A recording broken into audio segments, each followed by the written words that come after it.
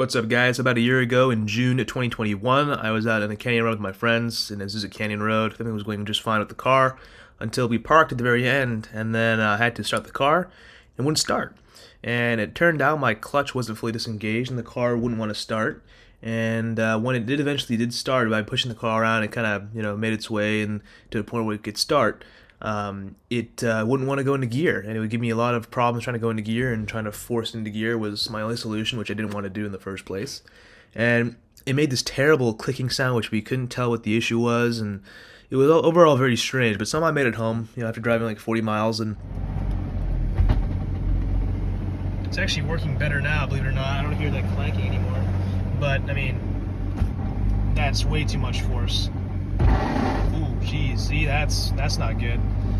Before dropping the trans, I tried to replace the slave and master cylinders, but that didn't help at all. The noise was still there. Inability to change gears is also still there. So in this video, just kind of walk through my diagnostic process. I mean, obviously the trans is dropped, so everything's getting replaced anyways. But I was still curious what actually caused the failure and how to prevent this from happening again. It turns out I believe my pilot bearing was what failed, in combination with some weird inconsistencies with my clutch that the SPEC sent out to me. So not really sure who's at fault there, but regardless, the issue's been dealt with, and now the car's been driving fine the last 3,000 miles, knock on wood. And yeah. Alrighty, for the trans diagnostic video. So, if you guys have been keeping up with what I've been doing, I already replaced my master and slave cylinders to no avail, so the next best thing was to drop the internal transmission, so that'll be its own video if you want to learn how to do that. But to define my issue, took the throttle bearing off and check this guy out. This thing is toast from what I understand. Super crusty, listen to it. Does not slide easily. It's just a mess. It sounds all grindy and gross. Has a weird scoring on it. So, to say the least, this thing is not in the best of shape. For comparison, though, here's the brand new one. Super smooth. Glides very nicely, and no signs of wear. Obviously, it's this brand new part. But I'm thinking that is my issue. Here's my new clutch, by the way. But it's time to take off my clutch and my flywheel, pressure plate, all that stuff. A few moments later. Well, guys, looks like our mystery is solved. I'll show you guys what's wrong. Just got the clutch off the flywheel with the pressure plate and all, and I see this, and I'm like, oh, what? Why is there a spin? I look at the clutch, and that's just stuff everywhere. In fact, there's a part of the spring jammed in the pressure plate, so no wonder. Alrighty, so essentially these guys were sitting on my flywheel. This guy is just destroyed. It's just coming apart as we speak. Springs out. Springs are all loosey-goosey. There was actually more debris inside the pressure plate, probably damaging that as well. And then, this thing is just no bueno. It's not what you want to see. So, we are going to have a new clutch and a new pressure plate installed very shortly. Kind of weird, this clutch only had, I think, 25,000 miles on it, not even that much. The previous owner had this clutch made it to a single turbo build, so that probably put more wear in. And also, I also kind of learned stick on this car with this clutch.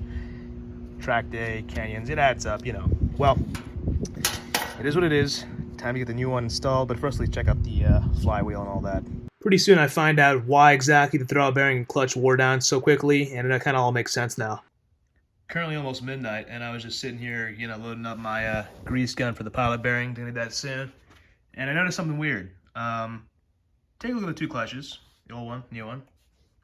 5 seconds. I'll give you five seconds.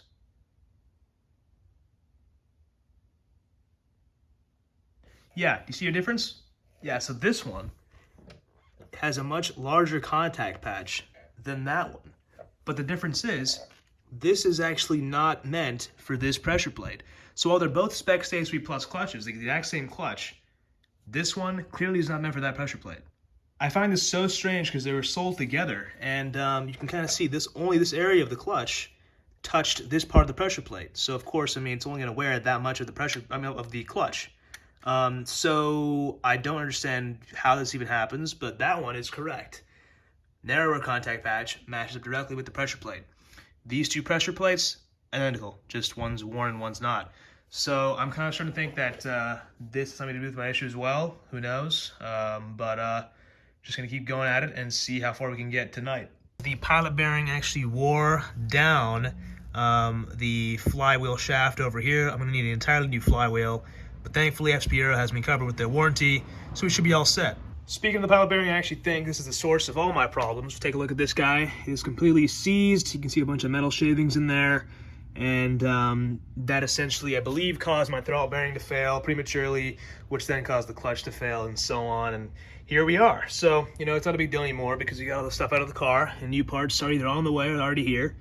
New flywheel's coming today, along with some other stuff, some other bolts and whatnot. But yeah, once the car is back together with basically all new clutch hydraulics and new components as well, including the flywheel, pressure plate, clutch itself, all the bearings, all the seals, everything, master cylinder, slave cylinder, lines, fluid, all the stuff was replaced, and the car was driving perfectly. Still driving perfectly, to be honest, but it's kind of funny. I had to break the new clutch at about 800 miles to 1,000 miles, and right when that happened, my turbos blew. So after that, I had to replace the turbos, and yeah. Anyways, car's running great right now, and it's showing no signs of giving up, knock on wood. And yeah, enjoying the car a lot, and hopefully this video helped you out if you guys had some random transmission issues yourself. You're trying to diagnose it, trying to figure out what the issue is. Basically, my issue was very strange in the sense that it was somewhat intermittent, but it got worse as time went on. So it became to the point where you couldn't even drive the car anywhere. But at some point, you could drive the car a little bit, but then you just couldn't drive it at all. But that's because there was debris, of course, in the flywheel and clutch area because the clutch just wasn't hanging on. And this was with stock turbos too. So, and this is a stage 3 clutch. That should be no issues with that power. And I was driving the car like this over at 10,000 miles. So really was no reason for this, but you know, things happen. But yeah, leave a like if this video helps you out in any way, shape, or form, or if you just liked the video. And consider subscribing for more content like this. I do a lot of stuff, you know, with BMWs and Mercedes and a lot of weird random issues I have. So yeah,